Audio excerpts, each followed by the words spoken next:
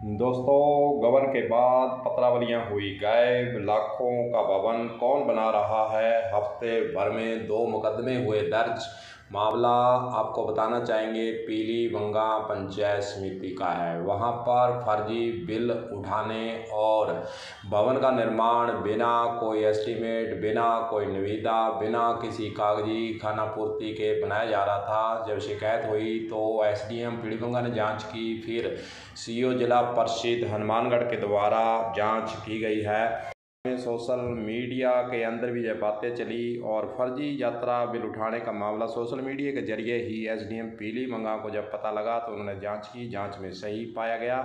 अगर social media पर यह बात वायरल नहीं होती तो शायद फर्जीवाड़े का खुलासा नहीं होता। आइए आपको सुनाते हैं कि सीओ जिला परिषद हनुमानगढ़ का इस पूरे मामले पर क्या कहना है, सुनिए। कलेक्टर साहब से एक लेटर प्राप्त हुआ था जिसमें कलेक्टर साहब ने ये निर्देश दिए थे कि पीलीबंगा में जो भी अनियमितताएं हुई हैं उनकी कल 21 तारीख को ही जांच करके उनकी रिपोर्ट दें। तो मैं मेरे तकनीकी अधिकारियों के साथ और लेखाधिकारी को साथ लेकर के मौके पर गया था। तो हमने हाज़िरी रजिस्टर चेक किया तो हाज़िरी रजिस्टर में जिस अवधि की अनुपस्थिति थी तो उसको लगभग 2.25 महीने हो गए हैं। उन्होंने उपस्थिति दर्ज नहीं की और मिथ्या इलेक्ट्रॉनिक मीडिया से ही कागज़ भेजते रहे कि मैं उपस्थित हो गया हूँ। ना तो उन्होंने चार्ज दिया ना लिया, अपनी मर्ज़ी से आगे अपनी मर्ज़ी से चले गए, जबकि मुख्यालय छोड़ने के लिए भी अनुमति लेने की आवश्यकता होती है। इसके अलावा पंचायत समिति में एक भवन निर्माण की शिकायत सरपंचों द्वारा कलेक्टर साहब को की थी, तो उसका भी मैंने मौका देखा तो भवन तो वहाँ बना हुआ है, पैसे का उठाव वहाँ से कोई नहीं हुआ है और ना ही उसका कोई टेंडर हुआ है और ना ही उसका कोई मास्टर रोल जारी हुआ और ना ही एएन वहाँ के एएन साहब को भी पता नहीं है कि ये बिल्डिंग बन रही है तो उसका पैसा कैसे उठेगा। तो प्रथम दृष्टया तो यही पाया गया कि भाई बिना किसी टेंडर प्रक्रिया अपनाए उस बिल्डिंग का निर्माण किया गया है। उसकी एफएस भी जारी हुई है, लेकिन अब बात ये सामने आ रही है कि वो ये कह रहे हैं कि हम जन सहयोग से करवा रहे हैं। तो अभी इसमें वीडियो को नोटिस देंगे और आगे इसकी जांच करेंगे, तभी फाइनल रिजल्ट पे आ सकेंगे। सहायक विकास अधिकारी तथा सहायक लेखाधिकारी पर मुकदमा भी दर्ज हो चुका है और दोनों के निलंबन के लिए संबंधित विभागों को कलेक्टर के स्तर से लिखा भी जा चुका है। वहीं दूसरी ओर वीडियो को भी एपीओ किया जा चुका है। वहीं दूसरी ओर जिला परिषद सीओ का टीए में जो हेराफेरी की गई है, फर्जीवाड़ा किया गया है, उसकी जांच में क्या पाया गया, क्या कहना है उनका, वह भी सुनाते हैं, सुनिए। तीसरा टीए बिल के में कोई फर्जीवाड़े की शिकायत थी तो उस बिंदु पर तो हमने जांच नहीं की है, क्योंकि इसकी जांच पहले ही एसडीएम साहब जिनके पास अतिरिक्त चार्ज है वीडियो का, उन्होंने पहले से ही जांच कर ली थी और मुकदमा भी दर्ज करा दिया। तो पैरेलल जांच की फिर आवश्यकता नहीं रहती। जब आपराधिक मुकदमा दर्ज हो जाता है तो उसकी वेट करेंगे।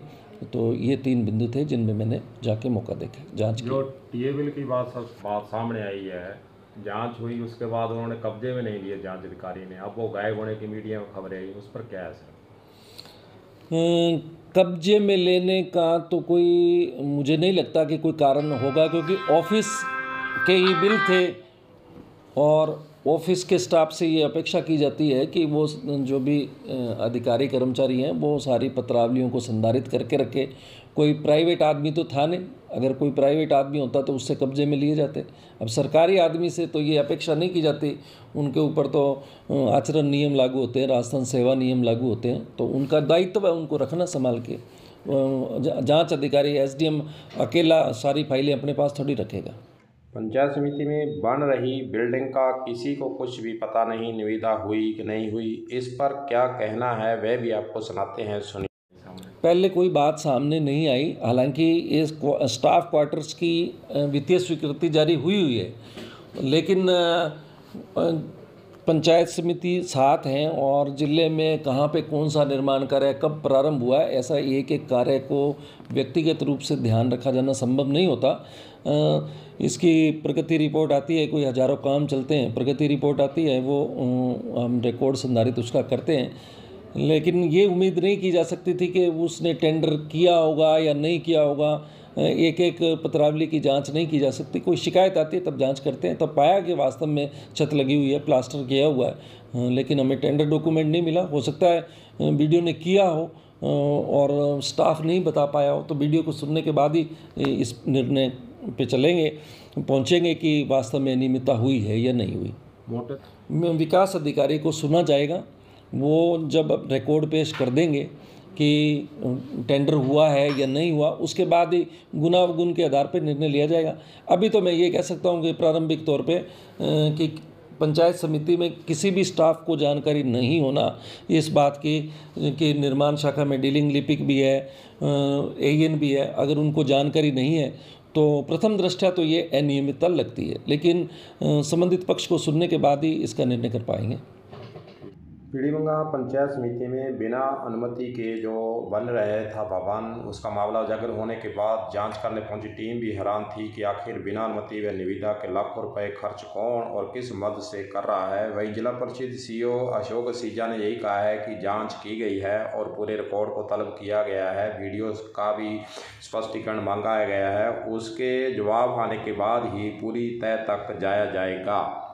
वहीं दूसरी ओर विकास अधिकारी के द्वारा 2-2.5 महीने तक उपस्थिति रजिस्टर में अपनी उपस्थिति दर्ज नहीं करवाना और यात्रा बिलों को फर्जी तरीके से उठाना कहीं न कहीं अनियमितताओं तो और भी उजागर होने का अंदेशा भी बना हुआ है। कलम न्यूज़ के लिए गुरदेव सिंह सैनी की खास रिपोर्ट।